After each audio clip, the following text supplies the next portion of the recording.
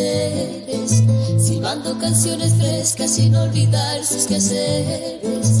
La aldea ese día nuevo salió el sol muy en silencio y dejó que el aire tibio regara bien los sucesos. Ay, ay, ay, ay, regara bien los sucesos. Ay, ay, ay, ay, regara bien los sucesos. Buenas tardes, amigas, amigos. Omar Ospina y sus 4 al hilo en Contracorriente en el Aire a través de Hoja de Ruta. Muchas gracias a los amigos de Hoja de Ruta, César, Guillermo, por esta hospitalidad que ya es vieja de un par de meses, me parece. Pero bueno, vamos a ver cuánto aguantamos. Tengo varios temas esta tarde para ustedes que espero realmente les resulten interesantes, pero quiero empezar con poesía, con un comentario poético y con una mención que es mi opinión personal. Creo que entre los géneros literarios son la filosofía y la poesía los máximos géneros literarios. La diferencia entre ambos, me parece a mí, es la extensión. La filosofía necesita argumentación, necesita palabras y páginas. Es decir, enfrentarse a un texto filosófico es arduo, pero es maravilloso si logramos sintonizar con lo que estamos leyendo. La poesía es sintética. Cuando Borges dice en 2 de sus versos más hermosos, estar contigo o no estar contigo es la medida de mi tiempo, por ejemplo, o me duele una mujer en todo el cuerpo, sintetiza todo un sentimiento. Es decir, cada uno de esos versos, detrás de cada uno de esos versos, podría haber una novela de amor. Es decir, percibimos que hay una vida detrás de esos versos. La filosofía, en cambio, necesita extensión para poder argumentar y convencer, o por lo menos, si no convencer, por lo menos, digamos, informar, decir lo fundamental. Leyendo en estos días un pequeño libro de George Steiner, uno de los más importantes ensayistas que murió no hace mucho, encontré un párrafo que dice así y que me motivó a ir a uno de los poetas míos preferidos, Georg Trakl, un alemán, pero ya vamos a leer algo de él. Pero George Steiner dice: debemos aprender a escuchar, a prestar la mayor atención a lo que en el habla hace de ella una morada para la existencia de los mortales. Esa morada, esa condición de buena vivienda, se halla cerca de la poesía. Analizando un breve poema lírico de Georg Trakl, Heidegger encuentra en las palabras mismas de dicho poema infinitamente más que los sentidos léxicos o la lógica inherente a la gramática. Estos no son más que fenómenos superficiales. Como otros grandes poemas, en Una tarde de invierno quiere decir mucho más de lo que dice. Sugiere de manera irresistible que las palabras singularmente justas e inevitables, así como su reagrupamiento sin precedentes, han sido dados al poeta, no queridos por él. Aquí, un poco haciendo un paréntesis, parece aludir a que siempre hay, no sé, como esa musa que le sopla en el oído al poeta lo que tiene que decir, que es justamente lo que tiene dentro, que le han venido con esa incandescencia de exactitud y de evidencia que todos hemos experimentado cuando una palabra olvidada, buscada durante mucho tiempo, centellea en el umbral de la conciencia. Y eso a quien escribe, seamos periodistas, escritores, novelistas, poetas, nos sucede a menudo. De pronto no tan a menudo, pero sí nos sucede recurrentemente, que nos pasamos un rato, un día, 8 días, buscando una palabra que complete una expresión, y de pronto la palabra llega maravillosa, y entonces es como encontrar una perla, no en un basural, pero sí en un arenero. Steiner se refiere, y Heidegger se refiere, a un bello y corto poema de Trakl que se llama Tarde de invierno. Dice así: tarde de invierno.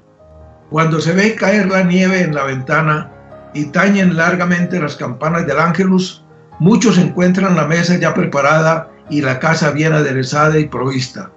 El que anda por el mundo vagando por oscuros caminos alcanza ya el portal de la ciudad, el árbol de la gracia, áureo se nutre de savia terrenal.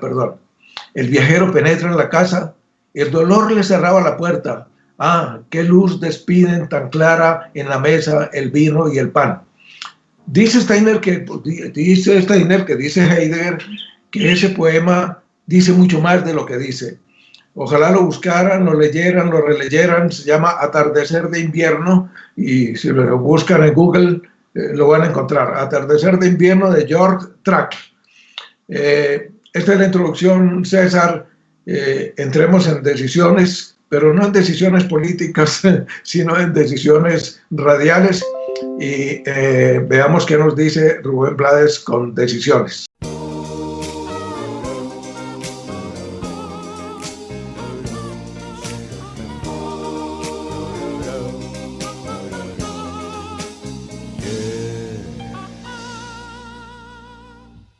La ex señorita no ha decidido qué hacer.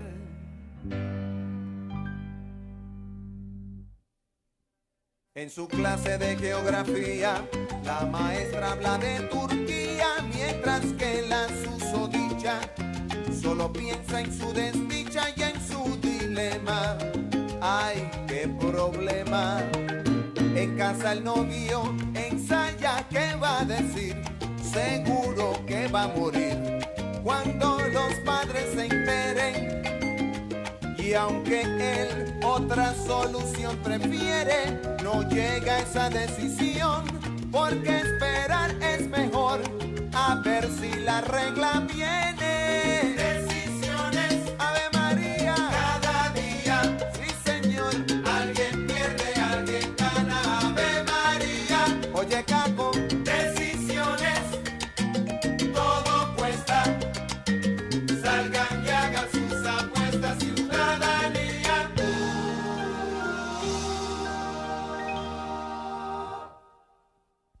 El señor de la casa de alquiler, a pesar de que ya tiene mujer,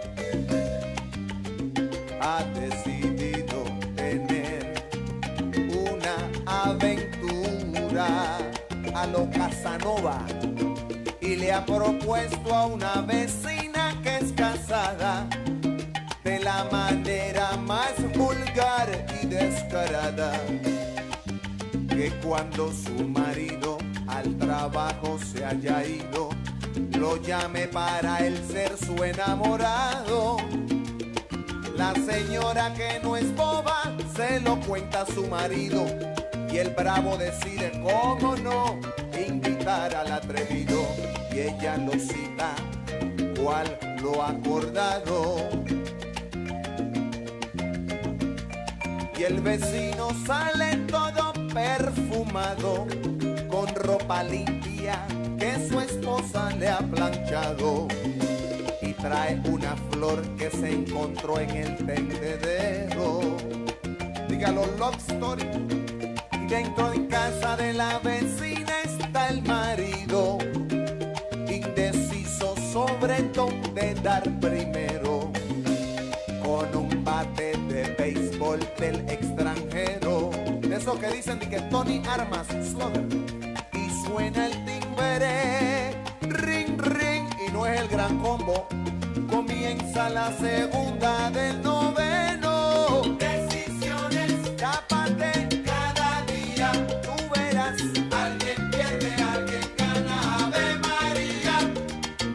Decisiones, todo cuesta, salgan y hagan sus apuestas, ciudadanía.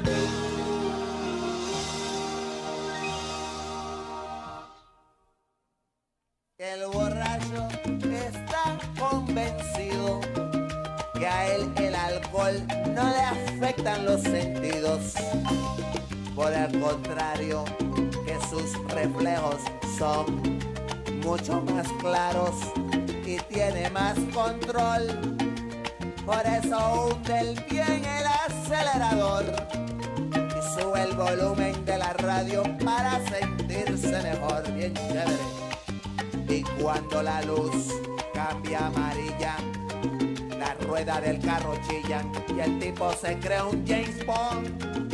Decide la luz del semáforo comerse y no ve el troca aparecerse en la oscuridad.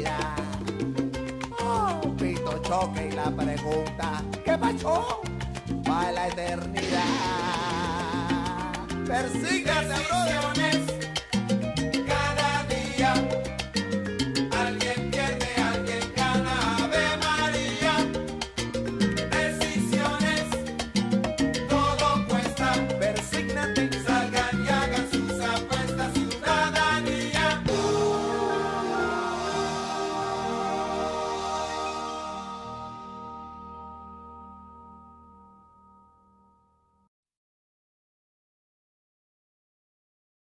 El comentario sobre el bello poema de Track es Los Logócratas. Lo recomiendo, es un pequeño libro en donde expone sus ideas sobre el lenguaje, sobre la vida, sobre el arte, es decir, los temas que acuciaron a Steiner durante toda su vida y que produjeron una maravillosa literatura en términos de ensayo, de filosofía y narrativa.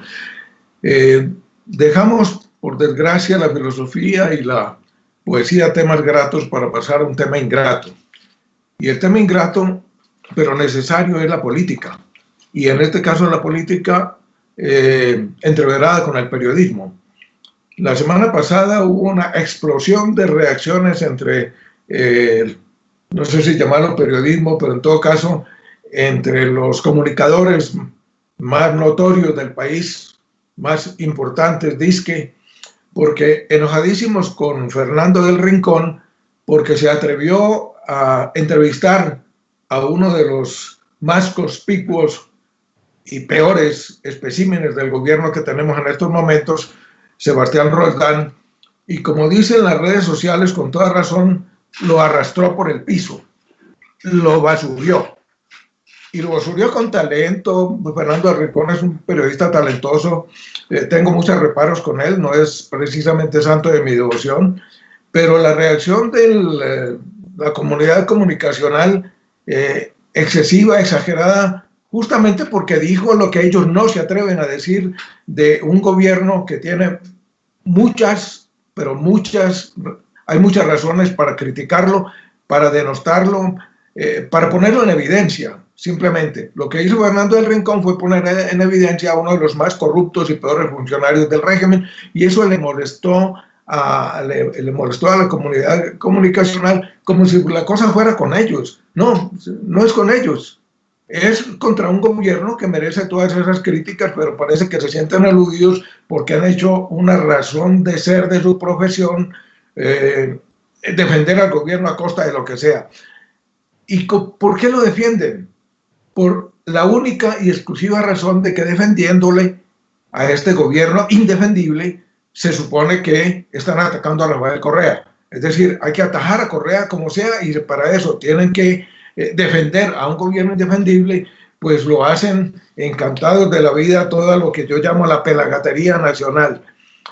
A mí me preocupa mucho la defensa que hizo, o mejor dicho, la puesta en evidencia que hizo Fernando del Rincón a Sebastián Roldán, porque detrás de eso hay algo en lo cual nuestros ofendidísimos comunicadores no se han fijado, y es que Fernando del Rincón está tratando de dejar en evidencia a un gobierno que al establishment capitalista, que a la CNN misma, que al gobierno de los Estados Unidos ya no le interesa sostener. Están viendo que es un gobierno tan deplorable, tan bajo en la aceptación ciudadana, que ya están sacándole el bulto y ya, yo diría que están buscando su caída, obviamente para buscar un reemplazo al amaño o al amaño de sus conveniencias y de sus intereses. Pero Fernando del Rincón, Fernando del Rincón que se vio poniendo en evidencia a Sebastián Roldán, es el mismo que estuvo hace un año, en febrero, en el puente del Táchira, defendiendo la entrada a Venezuela de una disque ayuda humanitaria, que no era más que la payasesco disfraz de una intervención militar de los Estados Unidos contra Venezuela, con apoyo, desgraciadamente, no de Colombia, no, sino del gobierno de Colombia, de un gobierno espurio y malvado que se ha aliado con los Estados Unidos, quiere intervenir en los hechos de Venezuela. Curiosamente, y ella no se le vio al señor Fernando del Rincón, curiosamente desde hace unos 15 días o 3 semanas, tal vez un poco más, vienen llegando a Venezuela por todas las fronteras los venezolanos que antes se exiliaran, dizque huyendo de la dictadura de Maduro, se exiliaron en Ecuador, en Colombia, no sé si lo recibirían en Estados Unidos, cosa que dudo bastante, en Perú, en Argentina, se desparramaron por toda América Latina huyendo de la dictadura de Maduro. Y resulta que en América Latina los rechazaron porque no eran de lo mejor del pueblo venezolano. Yo creo que era bastante un conglomerado humano respetable como personas, como seres humanos, pero bastante deleznable ética, política, ideológicamente, huyendo dizque de un gobierno que los tiene aterrorizados. Yo no veo, sinceramente no veo que en Venezuela asesinen líderes sindicales o líderes opositores como se hace en Colombia, como se hace en México, ¿no? Pero no veo que ocurran esos crímenes tan espantosos que todos los días son noticia en la prensa continental y en la prensa mundial, porque no tienen más remedio sino decirlo. En Colombia, desde el año pasado, han asesinado a más de 300 líderes sindicales, cosa que no ha merecido la atención del señor Fernando del Rincón. Ahora, la avalancha de venezolanos entrando a Venezuela, a los cuales Colombia les ha puesto, o el gobierno colombiano les ha puesto trabas para entrar a Venezuela, justamente para lanzar la especie mentirosa y falsa de que el gobierno de Maduro les impide entrar. No les impide entrar, los están recibiendo con los brazos abiertos. Les hacen la prueba de coronavirus para someterlos, obviamente, como en todo el mundo en este momento, a la cuarentena de 14 días necesaria para garantizar de que no llevan el virus del coronavirus, deben llevar otros virus, por ejemplo, el virus de la oposición, que no porque se hayan devuelto, han dejado de ser oposicionistas, aunque yo aspiro a que hayan visto otra realidad y se den cuenta de que su país, Venezuela, no solamente es víctima de un grosero bloqueo de parte de los Estados Unidos, sino que a pesar de ese bloqueo, ve por ellos, porque allá no se aguanta hambre, porque en Venezuela hay salud y hay educación y hay vivienda para todos, no solamente venezolanos, también para los 6 millones de colombianos que viven en Venezuela y que no han huido, porque no les interesa ser oposición a un gobierno que durante mucho más de 20 años los ha acogido con cariño, con respeto, con afecto. Olvidamos mucho lo que es Venezuela para América Latina, sobre todo para los países bolivarianos. Olvidamos muy oportunistamente y muy agringadamente que Venezuela hace 200 años nos dio la libertad con sus soldados, con sus generales, con sus coroneles, con Sucre, con Miranda, con Bolívar. Olvidamos mucho que le debemos a Venezuela un enorme agradecimiento porque nos dio la independencia. La libertad, nos dio la libertad, la independencia todavía nos falta conquistarla porque esa tiene un jefe mucho más poderoso que el Imperio Español en aquellos momentos, que son los Estados Unidos. Entonces, don Fernando del Rincón, tan acucioso hace un año para mostrar la dictadura venezolana, que se oponía a recibir ayuda monetaria, que no era ninguna ayuda, sino una tropa de paramilitares colombianos que querían entrar a organizar un golpe de Estado amparados en la figura ridícula y patética de Juan Guaidó, que era el presidente autonombrado en una mesa en la calle. En ese momento era muy visible la figura del señor Fernando del Rincón informando a la audiencia de CNN de todas estas cosas terribles que pasan en Venezuela. Ahora no se le vio la cara por ninguna parte, lo cual lo muestra tal como es. Un periodista con bastante talento, muy recursivo, pero un vasallo vendido a los intereses norteamericanos. Eso es todo lo que es don Fernando del Rincón, y eso sí no les preocupa mucho a la piratería nacional. Eso no les molesta, ¿no? Al contrario, ellos son iguales, siervos de la embajada. Eso es lo que son. Hagamos otro paréntesis, mi querido César, y veamos qué nos dice Pedro Infante en Fallaste Corazón.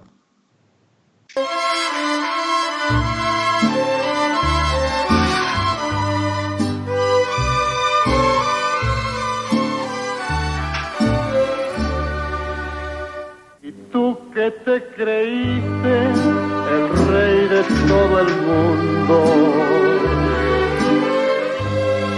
Y tú que nunca fuiste capaz de perdonar, y cruel y despiadado de todo te reías, hoy imploras cariño, aunque sea por piedad. ¿A dónde está tu orgullo? ¿A dónde está el coraje? Porque hoy que estás vencido, mendigas caridad. Ya ves que no es lo mismo amar que ser amado. Hoy que estás acabado, qué lástima me da. Maldito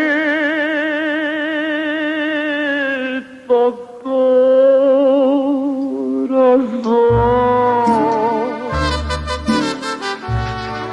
me alegro que ahora sufras y llores y te humilles por ese gran amor. La vida es la ruleta en que apostamos todos, y así te había tocado nomás la de ganar. Pero hoy tu buena suerte la espalda te ha volteado, fallaste corazón. Sí, señor, fallaste. No vuelvas a apostar.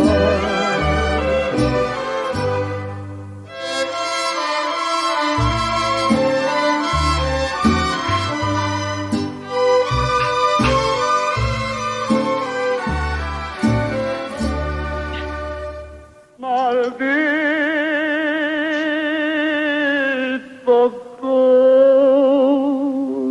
corazón,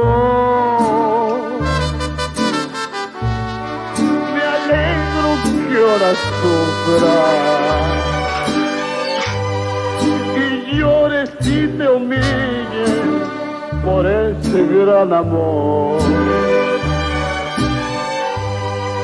La vida es la ruleta en que apostamos todos, y así te había tocado nomás la de ganar. Pero hoy tu buena suerte la espalda te ha volteado, fallaste corazón. No vuelvas a apostar.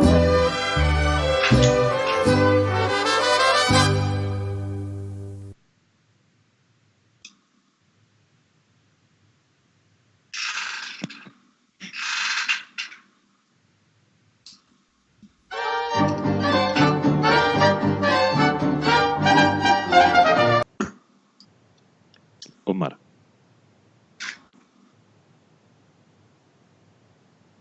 Sí, ya.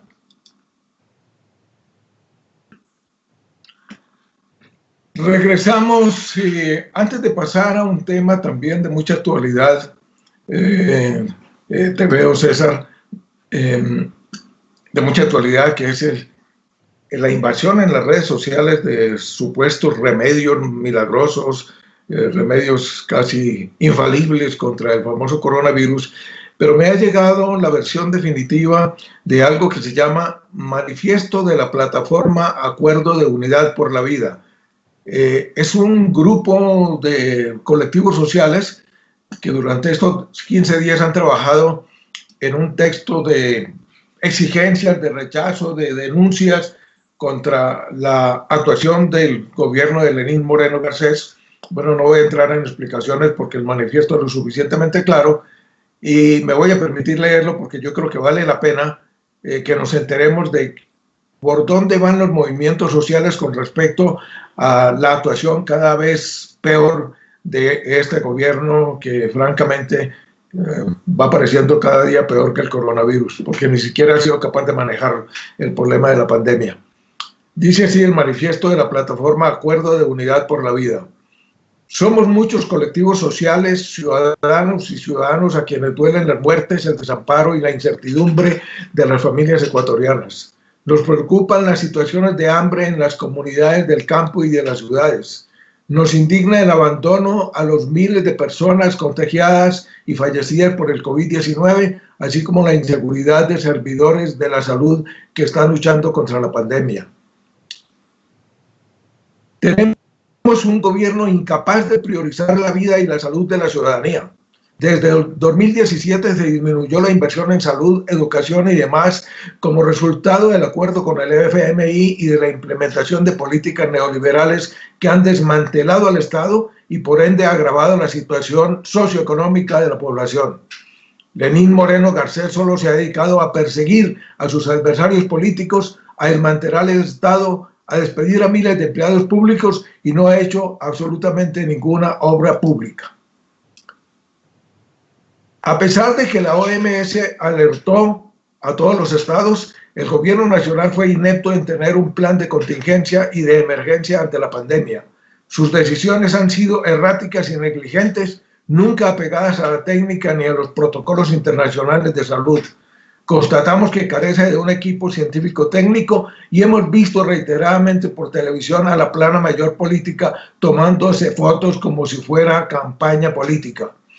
Guayaquil se convirtió en el epicentro de la tragedia del COVID-19 porque las autoridades municipales del Partido Social Cristiano y el gobernador del Guayas, ordenado por la ministra de Gobierno María Paula Romo, permitieron un partido de fútbol y no olvidemos la famosa fiesta en San Borondón con contagiados provenientes de España e Italia que aceleró el contagio en los primeros días de marzo de 2020, cuando ya se conocía la infección de la paciente cero. Vivimos una catástrofe humanitaria, social y económica. El gobierno de Lenín Moreno Garcés además privilegió el dinero pagando US 326 millones a los tenedores de bonos de la deuda externa en lugar de utilizarlos en la emergencia sanitaria. Ahora, con sus proyectos de ley, quiere que los pobres, la clase trabajadora y la clase media paguen el costo más alto de esta crisis, pero no recaudó intereses de la deuda al fisco, favoreciendo a entidades bancarias y las grandes empresas a las que condonó aproximadamente 4.295 millones de dólares, según fuentes, por supuesto no oficiales, sino citando a Vilma Salgado en abril de 2020. El gobierno es responsable del pésimo manejo de la crisis sanitaria que confrontamos. Por lo tanto, se deben transparentar los datos sobre la asignación de recursos, el número de personas contagiadas y fallecidas por el COVID-19 y el número total de pruebas de diagnóstico aplicadas, además de que se identifiquen a los fallecidos y su ubicación exacta. Estamos en un momento trágico inédito en nuestro país. Ha llegado el instante de reescribir las reglas del juego del Estado, la economía y la política con los mandantes frente a ese escenario de crisis institucional, política, social y económica. Es momento de unirnos por la vida convocando a la unidad nacional.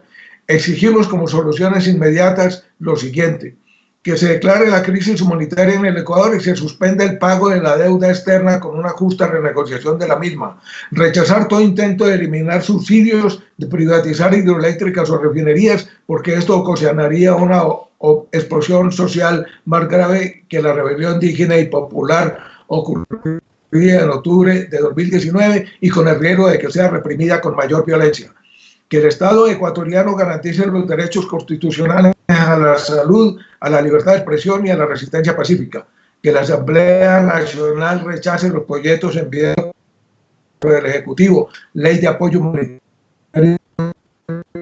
y ley para el ordenamiento de las finanzas populares por ser lesivos a los grandes intereses nacionales.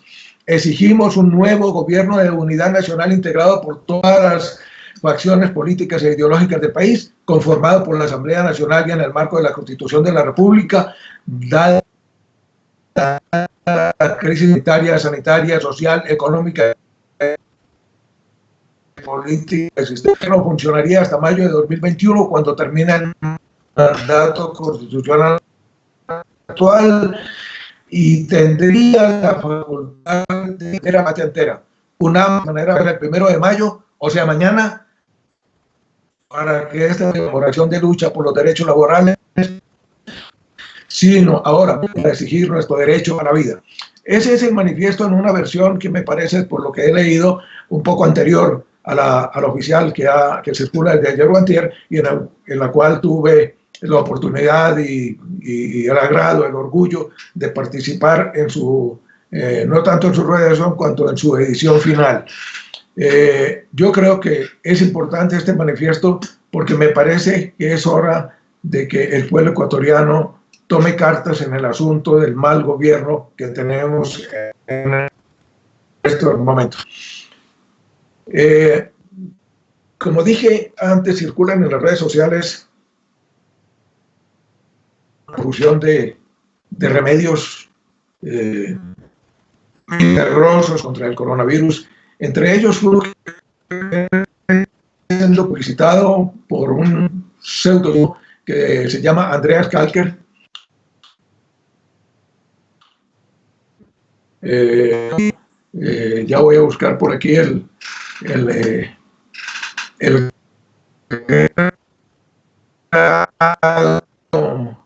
señor. Bien, mientras lo encuentro,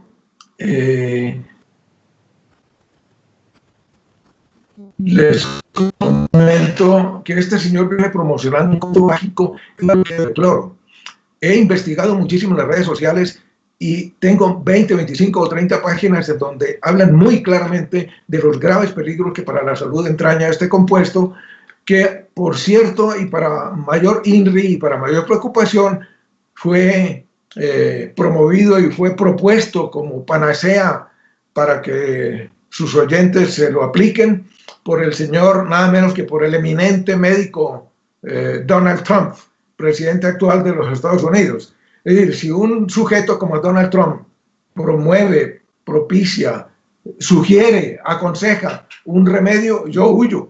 Es decir, ¿quién es este señor cuya ignorancia es patética? Cada vez que abre la boca se la demuestra.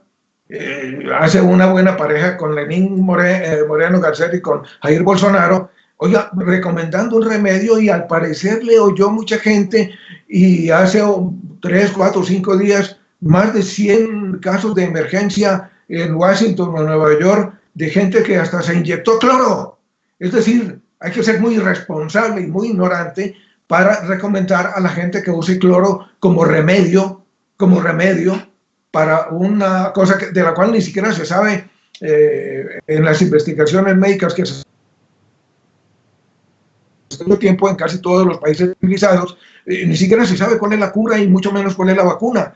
Y este señor irresponsable recomienda que se inyecten desinfectantes porque esa es una cosita que sale con desinfectantes. Esto es el colmo de la irresponsabilidad. Pues ese remedio lo está promocionando este señor Andreas Kalker y le están parando bolas mucha gente, muchos amigos que juran que se han curado, que se les ha beneficiado. Yo no dudo que pronto se hayan curado algunos, se hayan beneficiado. Lo que no se sabe es la estadística de las víctimas, de los que han tenido que ir al hospital a que los desintoxiquen.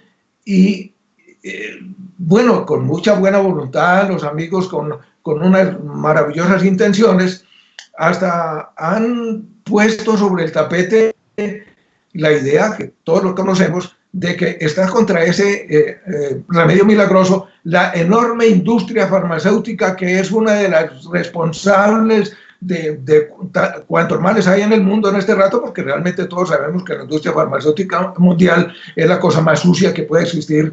Ganan miles y millones de dólares curando aparentemente ciertas enfermedades, pero con farma que además ocasiona otros efectos secundarios. Es decir, pongámoslo claro, para la industria farmacéutica mundial la salud no es negocio, su negocio es la enfermedad. Entonces, cuando tienen un remedio, cuando logran sacar un remedio a la venta que cura una cosa, seguramente está propiciando que aparezcan efectos secundarios que les van a garantizar los ingresos. Sabemos que la industria farmacéutica es sucia y es podrida, inclusive hay mucha literatura. John le Carré escribió una novela sobre los desastres que esta industria hizo en África con motivo del ébola. Se hizo una película con Angelina Jolie al respecto de esta novela. Es decir, está comprobado que la industria farmacéutica en el mundo es cualquier cosa menos la guardiana de la salud. Pero de ahí a que encontremos una panacea, un milagro, una pócima milagrosa, sin ningún examen de laboratorio, sin pruebas, porque cuando un remedio de estos, una empresa seria, lo quiere sacar a la venta para que la gente se cure, hay pruebas de laboratorio muy dirigidas, muy vigiladas y muy certificadas. Aquí no ha habido absolutamente ninguna prueba de laboratorio, sino que 10, 15 o 20 o 100 parece que les ha servido, y entonces de esto se ha apegado el señor Andreas Kalker, que en mi opinión es simplemente un charlatán que se está enriqueciendo con una pócima milagrosa que curiosamente sirve para el coronavirus, el SIDA, la diabetes, la diarrea, cura la gota, creo que cura hasta la calvicie y la disfunción eréctil. De manera que debe ser una pócima realmente milagrosa. Tengan mucho cuidado con esto, porque cualquier compuesto con base en cloro es peligroso. El cloro es veneno. Se usa para quitar manchas de la ropa y para destapar cañerías. De manera que nada bueno debe salir de un compuesto cuya base es cloro. Prometí que leía algunos poemas en estos intervalos de George Trax, un poeta alemán maravilloso, y he encontrado entre los que traje un poema que se llama La noche. Os canto abismos salvajes, montes encastillándose entre la tempestad nocturna, vuestras torres grises desbordantes de seres diabólicos, animales de fuego, ruidos, helechos, pinos, flores de cristal, tormento infinito. Perseguisteis a Dios, espíritu dulcísimo, y gime ahora en las cascadas, en los pinos azotados por el viento. En derredor fulguran los fuegos, el oro de las nubes entre los negros peñascales. Precipítase ebria la muerte, la enamorada del viento, la olla azul de los glaciares. Poderosa resuena la campana en el valle. Contra desastres y llamas y contra los oscuros conjuros del goce se precipita hacia el cielo la frente de piedra. Gracias por la paciencia de escuchar poesía que a veces no es una cosa muy común y muy corriente que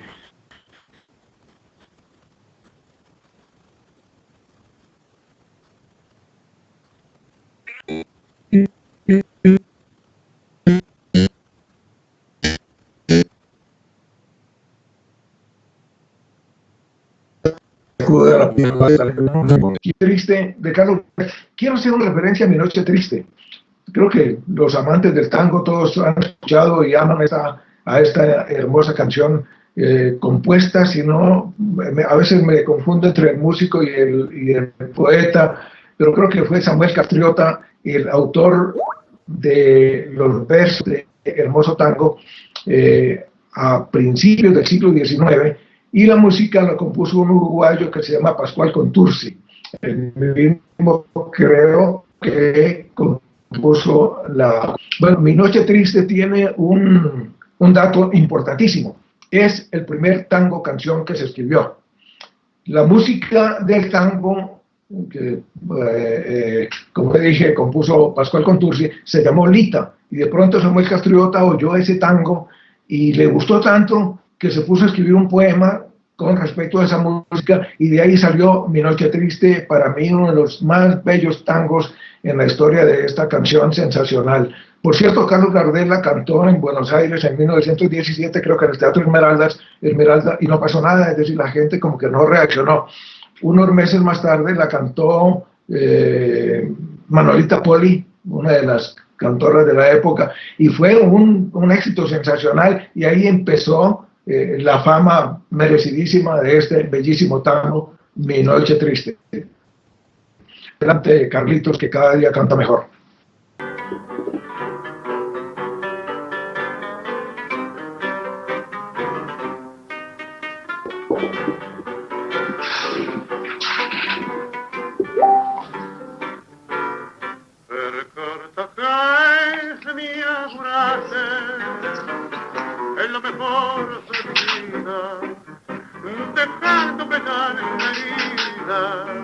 y espina en el corazón.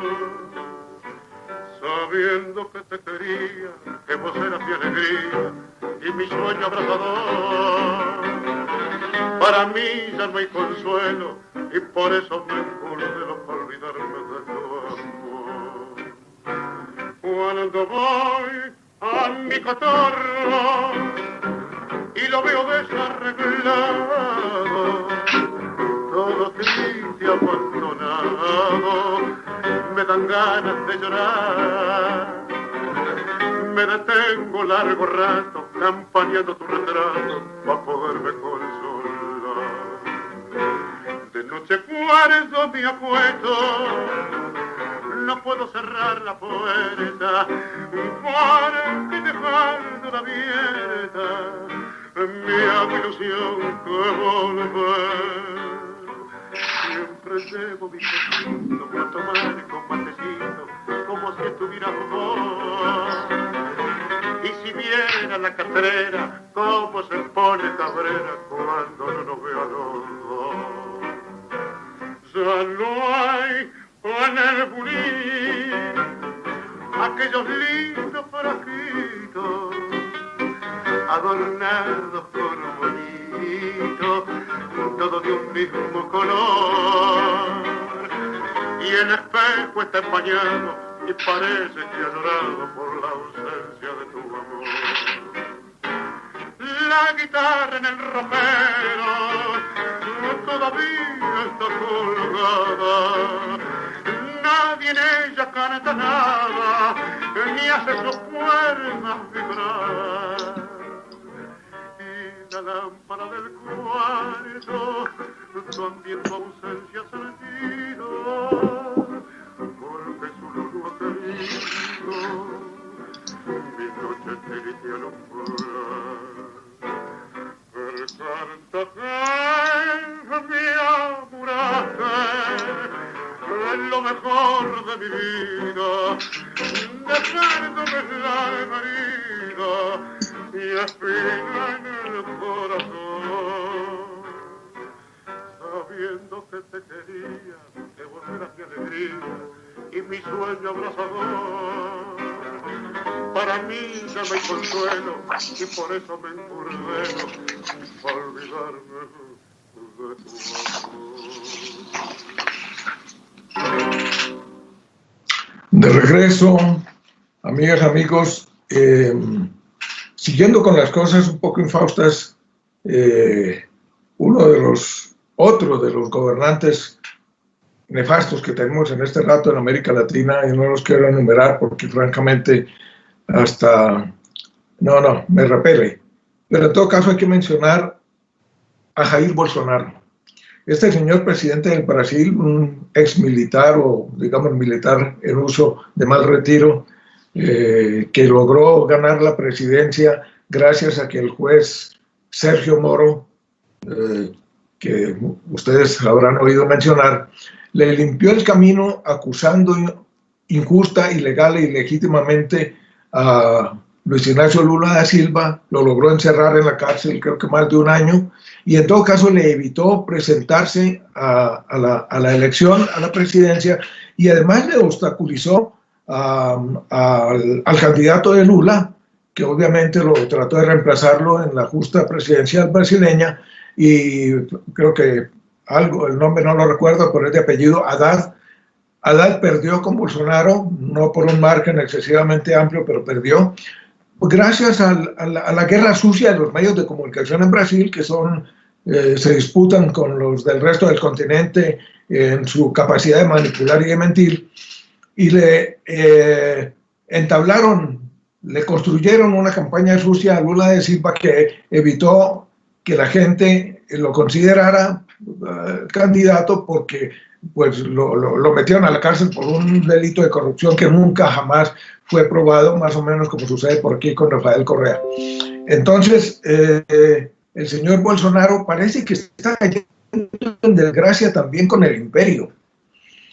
Es decir, son tan graves sus fallas de gobernante, es tan burda su manera de gobernar, es tan alta su ignorancia y su patética prepotencia, sus comentarios sobre los indígenas, inclusive sus comentarios sobre, le acaban de preguntar en una entrevista que qué opina de los muertos que ha habido en Brasil con motivo de esto del coronavirus, y el sujeto dice que él es un mesías, pero que no hace milagros, que él no tiene nada que ver con los muertos en Brasil, porque él no puede hacer el milagro de resucitarlos. Oigan, es decir, ¿esa es la clase de presidentes que tenemos en América Latina este rato? Sí, esa es la clase de presidentes que tenemos.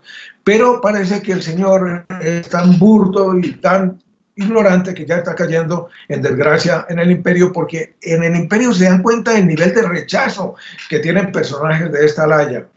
Pero el imperio ya tiene el candidato. Es decir, el señor Sergio Moro, el que le limpió el piso a Bolsonaro para que ganara la presidencia y después le dio como premio el Ministerio de Justicia, acaba de renunciar. Acaba de renunciar, de tomar distancia y de alejarse de la figura nefasta de Jair Bolsonaro, que para él en este momento es una carga de la cual trata de sacudirse. De manera que, es decir, tenemos un panorama político en América Latina realmente desastroso, realmente desastroso. Y Iván Duque en Colombia, el títere de Álvaro Uribe, Lenín Moreno Garcés en Ecuador, que mejor no repetir sus desaciertos, Jair Bolsonaro, Vizcarra en Perú, la autoproclamada Yanine Áñez en Bolivia, el señor Pau en Uruguay, el de Paraguay que ni siquiera me acuerdo. Realmente es desastroso el panorama político en este momento en América Latina. Ojalá los pueblos latinoamericanos aprovechen esta crisis sanitaria para sanear un poco la política en el país, o no un poco, para sanearla totalmente. Tenemos que recuperar político que durante casi 20 años se ejerció en beneficio de los pueblos latinoamericanos, por Hugo Chávez, por Rafael Correa, por los Kirchner en Argentina, por Mujica en Uruguay. Es decir, recuperar a la gente que de verdad sabe manejar y que manejar un país y que gobernó para los pueblos de América Latina. Hay que recuperar ya la decencia en el arte de gobernar, la pulcritud, la honestidad. Pasemos.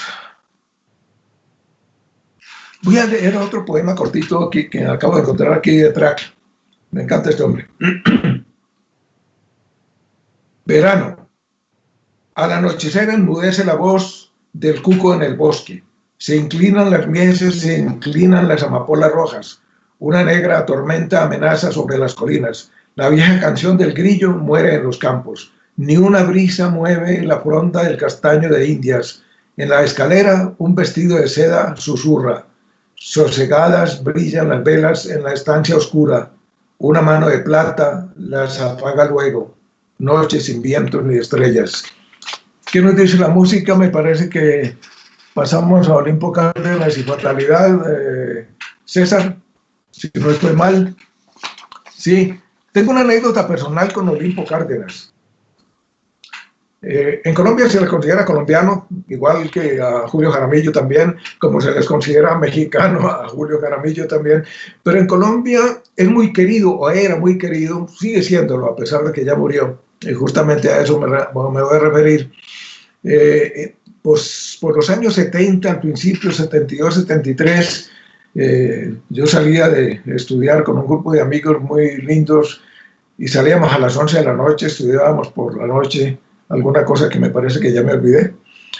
Y el viernes por la noche caíamos todos atrás del establecimiento donde nos educábamos, caíamos al rincón ecuatoriano de Olimpo Cárdenas. Ahí le conocí, se hizo amigo del grupo, nos recibía con un cariño increíble. Recuerdo que cuando llegaba el pequeño grupo, éramos 5, 6, a veces 7, suspendía la música y en honor de su país y en honor de nosotros, para halagarnos, quitaba lo que estaba sonando y ponía un hermoso pasillo ecuatoriano, creo que es ecuatoriano, que se llama Lamparilla.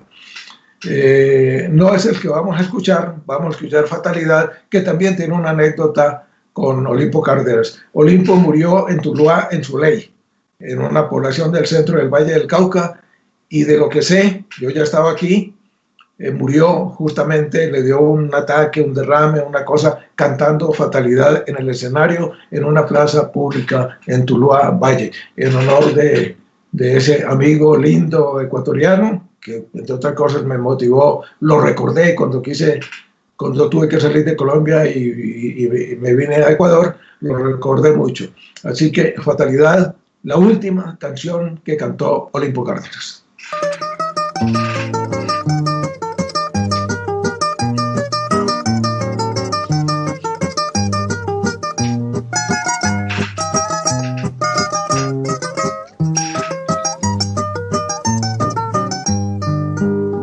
Nocturno de celaje deslumbrante, tu encanto rememoro a cada instante, romance de un momento en que viviera con el alma iluminada, descubriendo en tu mirada un amor que nadie tuvo para mí. Aunque asiago el destino dividió nuestro camino y angustiado para siempre te perdí. Fatalidad, signo cruel, que en mi rodar se llevó el más valioso joyel que tu querer me brindó, el calor permanente de un cariño que ávido como un niño de ti tanto esperé. Porque te fuiste, mujer, como en un sueño fugaz, dejando en todo mi ser una ansiedad pertinaz. Ahora espero en las noches tu regreso al sitio donde un beso fue chispa de mi fe.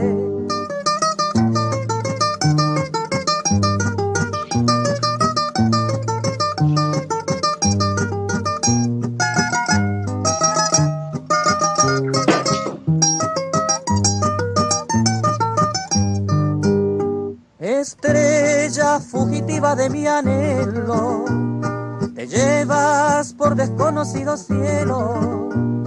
Detente, no me robes la alegría, sin tu influjo luminoso mi existencia es un destrozo. Oh gitana, son tus ojos mi guío, no te apartes del camino, bella luz que me iluminas. Oh gitana, mi nocturno de pasión. Fatalidad, signo cruel, que en mi rodar se llevó el más valioso joyel que tu querer me brindó, el calor permanente de un cariño que ávido como un niño de ti tanto esperé. Porque te fuiste, mujer, como en un sueño fugaz, dejando en todo mi ser una ansiedad pertinaz. Ahora espero en las noches tu regreso al sitio donde un beso fue chispa de mi fe.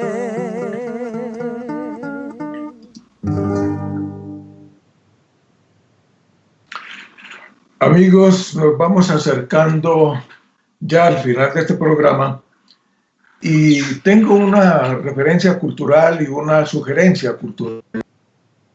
El cine. El cine es una de mis pasiones desde muy niño, Esta es una anécdota personal que creo que ya la conté, pero cuando yo tenía unos 6 o 7 años y mi abuelo vendió la finca, mi tío José, creo que el tercero o cuarto de la tribu, compró un teatro en un pequeño pueblo del Valle del Cauca que se llamaba Venecia.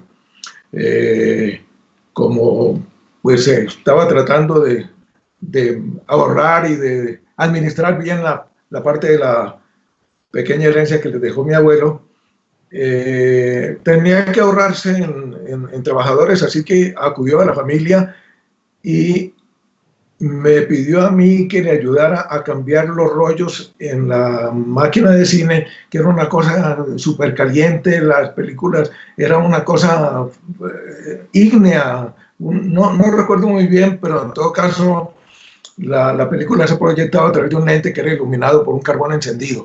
Era una cosa terrible y los rollos eran como de 30 o 35 centímetros de diámetro y cada película tenía, qué sé yo, 8, 10, 12, 15 rollos. Entonces había que tener un ayudante y yo fui el ayudante. Luego, muchos años después, aquí, ya estando en Ecuador, vi una hermosa película de Giuseppe Tornatore que se llama Cinema Paradiso. Y ese niño, Totò, era yo. Entonces, sin vergüenza alguna, creo que salí llorando del teatro. Esta es una confesión emotiva, personal, pero me parece muy linda, porque eso de que los hombres no lloran, a mí siempre me ha parecido una estupidez. Hay que llorar cuando hay que llorar. Y las cosas tiernas realmente motivan al llanto, que puede ser de alegría, inclusive de alegría. Esas lágrimas mías eran de alegría.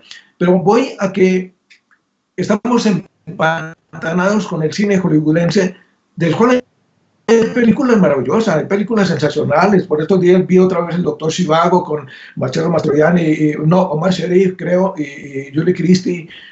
Vi en estos días Lo que el viento se llevó, la volví a ver ni sé por cuántas veces. Es decir, tiene obviamente Hollywood películas maravillosas, pero la mayor parte es una cantidad de propaganda con la cual nos lavan el cerebro de la manera más espantosa. Solo hay que ver las películas de guerra sobre la Segunda Guerra Mundial, en donde Estados Unidos es como el salvador de la humanidad, lo cual es mentira.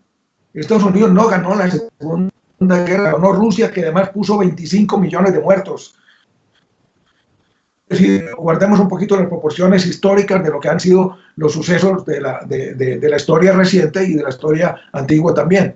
Bueno, voy a que he estado en YouTube viendo una serie de películas rusas. En YouTube encuentran ustedes una gran cantidad de películas rusas que yo no me imaginé que hubiera, pero las vengo siguiendo desde hace, no sé, esos 7 meses cuando las descubrí.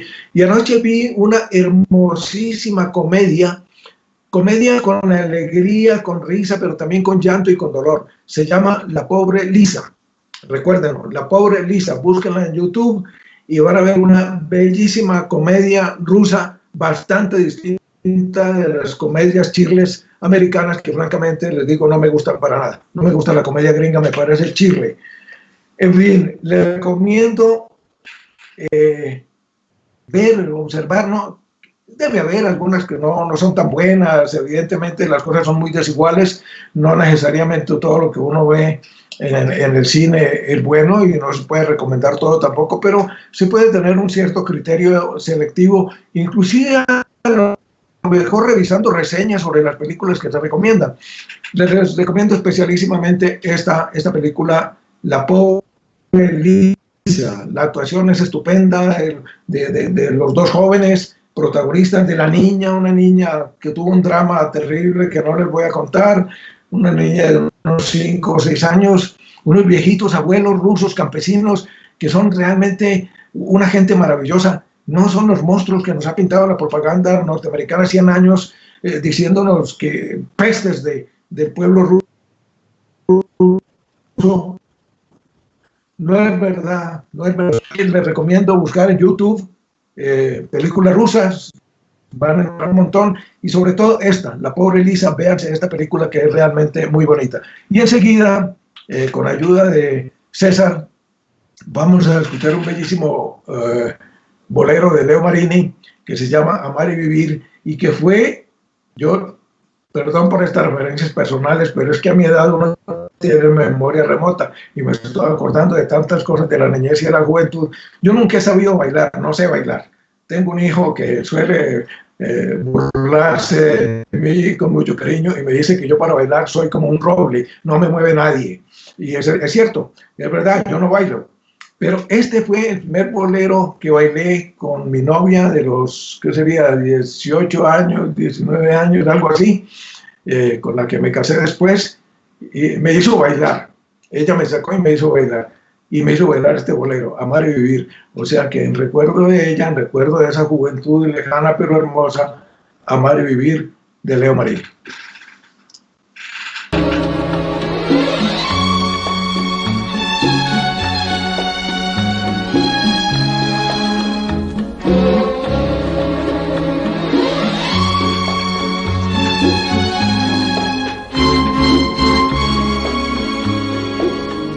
Porque no han de saber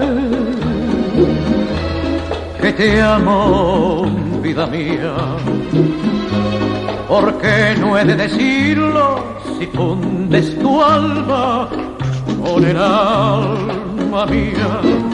¿Qué importa si después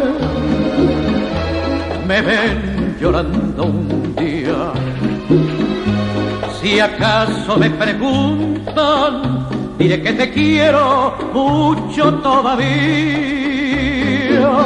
Se vive solamente una vez, hay que aprender a querer y a vivir. Hay que saber que la vida se aleja y nos deja llorando quimeras. No quiero arrepentirme después de lo que pudo haber sido y no fue. Quiero gozar esta vida teniéndote cerca de mí hasta que muera.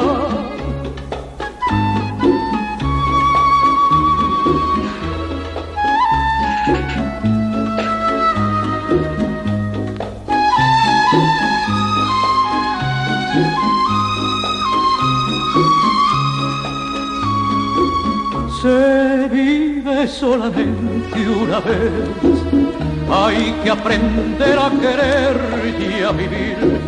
Hay que saber que la vida se aleja y nos deja llorando quimeras.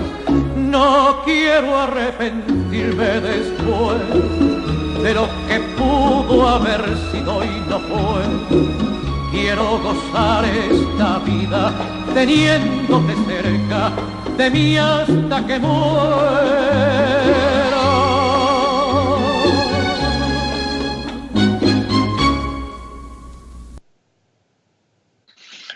Vamos llegando ya al final de este programa. Les agradezco mucho a todos los oyentes, a todos quienes nos han acompañado en esta hora de cosas terribles, tétricas, dramáticas, peligrosas y también nostálgicas. Muchas gracias por su paciencia y por estar ahí. Y me despido con una sugerencia especial. Estamos en un problema grave de salud pública. Esto de la coronavirus, el COVID-19, no hay que tomarlo a la ligera.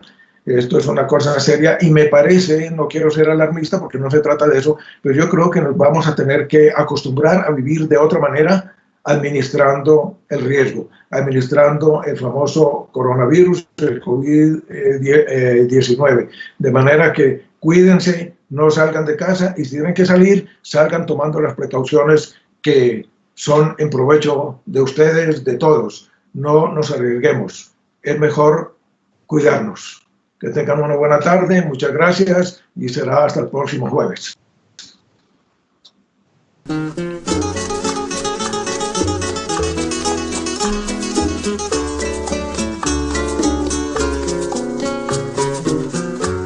Aprendimos a quererte desde la histórica altura donde el sol de tu bravura le puso cerco a la muerte. Aquí se queda la clara, la entrañable transparencia de tu querida presencia, comandante Che Guevara.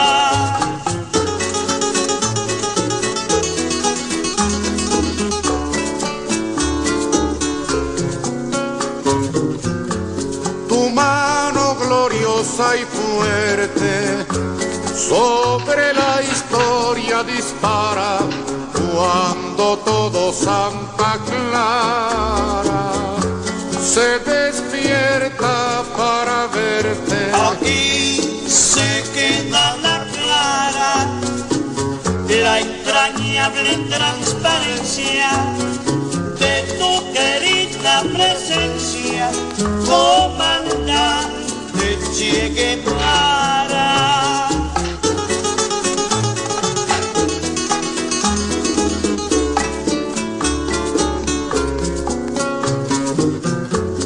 Vienes quemando la brisa con soles de primavera para plantar la bandera con la luz de tu sonrisa. Aquí se queda la clara, la entrañable transparencia de tu querida presencia, comandante Che Guevara.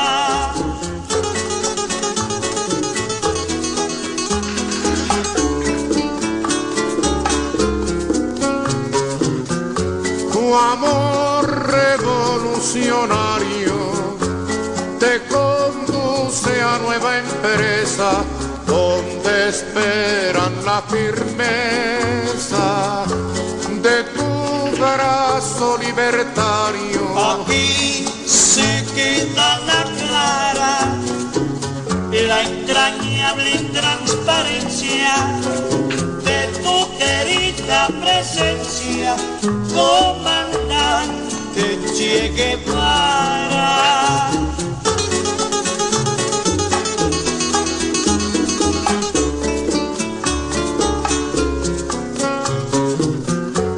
Seguiremos adelante, como junto a ti seguimos, y con Fidel te decimos, hasta siempre, comandante. Aquí se queda la clara, la entrañable transparencia de tu querida presencia, comandante Che Guevara.